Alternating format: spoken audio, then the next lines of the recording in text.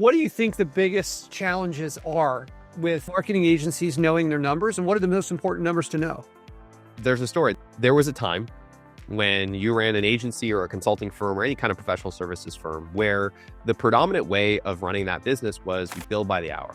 Everybody just billed by the hour. So you come to me, you want me to do some work, I tell you what the hourly rate is, I do that work, I send you a bill for that amount of hours, you pay it, and then at the end, the finance team stacks all the chips up and says, okay, this is how we did. Because everything was retroactive. I didn't know how much money I was going to make until after I sent you the invoice for the hours, and we didn't know the costs until after. So everything was retroactive, which works well for finance. That is what finance is. Finance is a function where once you've spent all the money, somebody sits down, counts all the beans, lines them up, and then says, okay, this is what happened in the past. And so you had this kind of linear flow of data where sales would feed into delivery would track all the time and send the invoice, and that would go to finance, and finance would give you the answers. And so historically, finance has been seen as the place where all this data ends up, and then you get the answers on how things are going. Now, what's changed is that very few agencies bill by the hour anymore, or at least of the agencies that bill by the hour, most of them are also billing on flat fees. They're doing retainers, they're doing value-based pricing, they're doing percentage of ad spend, they're doing performance-based, cost per lead. They're doing like all kinds of different billing models. And so it's not as simple as it used to be to figure out hours multiplied by dollars equals your revenue and your costs. And so you need to take this much more integrated approach to measuring the agency's performance. And that integrated approach requires you to have data from, yes, your finance department, but also you need to have an understanding of what's going on in sales. In particular, what are you selling things for? How much time is it going to take?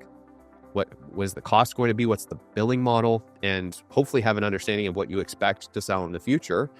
And then you need to understand your people. Who's on the team? How much do they get paid? How much time do they have available? What kind of stuff can they do? Where's their time going? And those three things need to kind of come together along with time tracking data, which tells you where did the time actually go? How different was the time invested in projects of what we thought?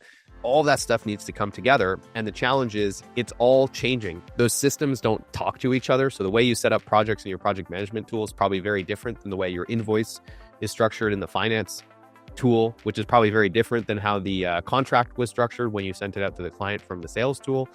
And so how do you bring all this stuff together in a way that normalizes it, connects the dots between those things, right? That's the challenge. This integrated model, there isn't really a whole lot of technology for it.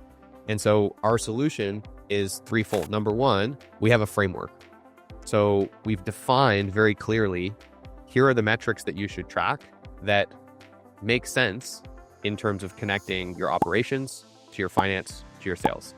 So hey, if this metric in operations changes, this is what it means for sales, this is what it means for finance. That seems like an obvious thing, but if you've ever tried to do that, it can be very, very challenging. So number one is the framework. Number two is the technology. So we've built some proprietary tech that helps us actually go and grab all of this messy data from everywhere across the organization and actually take it through a process to get it cleaned up, structured consistently, normalized, make sure that it's accurate, and then load it into reports.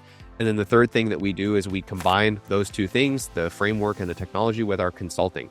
So our team is actually the one going in and doing all of that hard work of figuring out how to structure the data, keeping it clean, pulling it, transforming it on a normal basis, building your reports, and actually sitting down with you to talk about, hey, what does all this mean?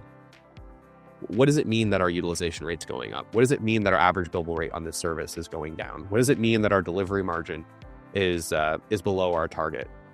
What does that actually mean for the business? And what does that mean in terms of the decisions we need to make next? So clients not only get data, they get understanding and they take action. So it's really wrapping those three things together that have allowed us to adjust how agencies think about profitability to this modern context where things have gotten way more complex, but the tools and the strategies have not really caught up to that increased complexity for these small firms that don't have big teams to do this stuff for them.